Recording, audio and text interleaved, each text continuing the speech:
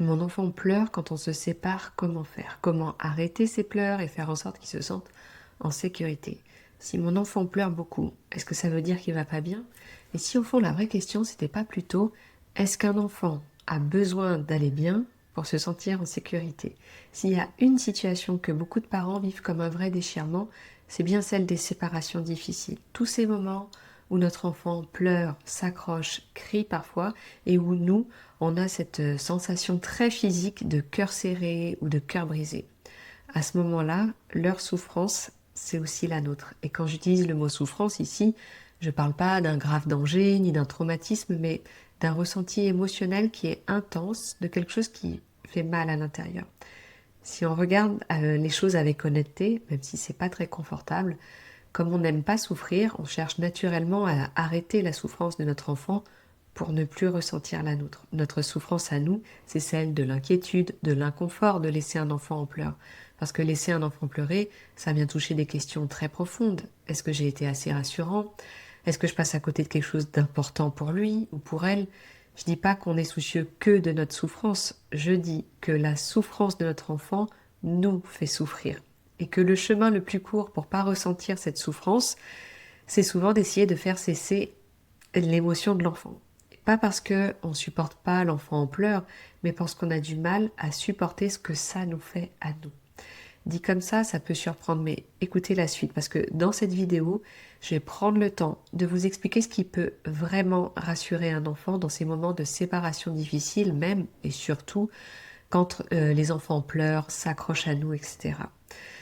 Quand notre enfant pleure lors des séparations, ce qu'on cherche à faire cesser en premier, c'est les pleurs, les gestes par lesquels il ou elle s'accroche à nous, toute cette scène-là qui nous serre le cœur. Et très souvent, les enfants ne demanderaient pas mieux. Parfois même, ils promettent demain, je ne pleurerai pas. Récemment, je recevais en consultation un couple qui vivait des séparations difficiles avec leur fille depuis l'annonce qu'un nouveau bébé grandissait dans le ventre de sa maman. Et ce qui les préoccupait, c'était si elle pleure autant quand on se sépare, c'est qu'elle n'est pas en sécurité, sans doute à cause de ces changements à venir. Leur souhait, c'était de l'apaiser pour des matins plus sereins et aussi pour envisager plus sereinement l'arrivée d'un deuxième bébé. Ils voulaient la rassurer, faire en sorte qu'elle se sente suffisamment en sécurité pour vivre sereinement cette nouvelle étape. Et leur logique, elle tenait la route. Si on arrive à faire en sorte que les pleurs diminuent, alors ça ira mieux. Ça voudra dire qu'elle se sent bien. Donc dans cette situation, comme dans toutes les situations de séparation difficiles, toute l'énergie était mise là-dessus. Faire en sorte que la séparation se passe mieux, avec moins de pleurs, moins de déchirements, dans l'espoir que quand elle pleurerait plus, eh ben, elle se sentirait en sécurité. Et cet objectif, cette intention, c'est tout à fait l'objectif des parents aimants qui ont à cœur d'accompagner au mieux leurs enfants. Mais en réalité, ce qui rassure vraiment un enfant dans une séparation difficile, c'est pas que les pleurs s'arrêtent. C'est d'avoir quelqu'un qui comprend quand on pleure parce que c'est difficile et qu'on est triste de se séparer des gens qu'on aime le plus au monde, les parents. D'ailleurs, j'appelle souvent cette tristesse, ces pleurs de séparation, la tristesse des gens qu'on aime. Elle vient que quand on quitte ceux qu'on aime très fort. Le problème, c'est pas que l'enfant pleure. Le problème, c'est quand l'enfant sent que ses pleurs deviennent un problème pour nous les parents. Parce que très souvent, les enfants sentent bien qu'on attend quelque chose d'eux. Ils sentent que ce serait mieux, que ce serait plus simple s'ils pleuraient moins. Alors ils nous promettent, demain je pleurerai plus, demain je serai calme. Parce que eux-mêmes, ils demandent pas mieux que de ne pas ressentir tout ça. Bon, explicitement, ils demandent plutôt ne me laisse pas, mais c'est parce que éviter la séparation, ça leur semble la seule façon de ne pas ressentir ça et d'honorer leurs promesses. En tant que parents, on cherche des solutions pour arrêter les pleurs et tout ce qui les accompagne. On cherche la bonne phrase, le bon rituel, la bonne astuce qui évitera les pleurs ou bien celle qui les arrêtera quand ils vont se manifester. On veut le truc qui fait que cette fois, il y aura plus de pleurs, pas de tristesse, notre enfant ira bien. On cherche le truc qui nous permettra de nous dire ok, c'est bon, qui nous permettra d'avoir l'assurance qu'ils sont apaisés, qu'ils vont bien, qu'ils se sentent en sécurité. Et alors quand ça marche pas, parce que souvent ça marche pas, je pense que vous l'avez déjà testé, la pression elle monte pour tout le monde. Quand l'heure de partir, de monter dans la voiture, de laisser l'enfant dans sa classe est arrivée et qu'on n'a pas trouvé la solution magique, l'agacement va nous rattraper. C'est le scénario avec culpabilité assurée pour les parents, sentiment d'échec et regret d'avoir mal agi. On est parti pour 3 heures, certains 3 jours de cœur brisé. Et le lendemain, tout reprendra à la case départ avec encore plus d'espoir et d'énergie pour trouver ce satané truc qui peut apaiser l'enfant et nous éviter de perdre patience. C'est comme ça que ces situations, elles ont tendance à se cristalliser et à durer.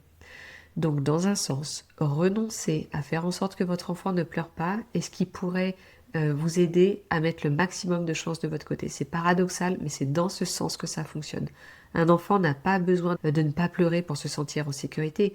Il a besoin de sentir que ses émotions ne font pas peur à l'adulte. Donc concrètement, qu'est-ce que je propose aux parents? Je leur propose d'accueillir l'émotion. Juste accueillir l'émotion. À ce stade de notre échange, la plupart du temps, ils me regardent et ils me disent d'accord, mais après, je fais rien d'autre. Et je comprends cette réaction parce que vraiment, ça a l'air de rien. Et accueillir les émotions, c'est probablement la chose la plus puissante qu'on puisse faire et la plus sous-estimée aussi. Si vous avez besoin de repères précis, j'ai développé toute une ligne de conduite sur les séparations difficiles dans un chapitre de mon livre. Pas pour faire disparaître les émotions, mais pour aider les parents à se raccrocher à quelque chose de rassurant pour eux, même quand c'est dur. C'est ça tout le but des lignes de conduite.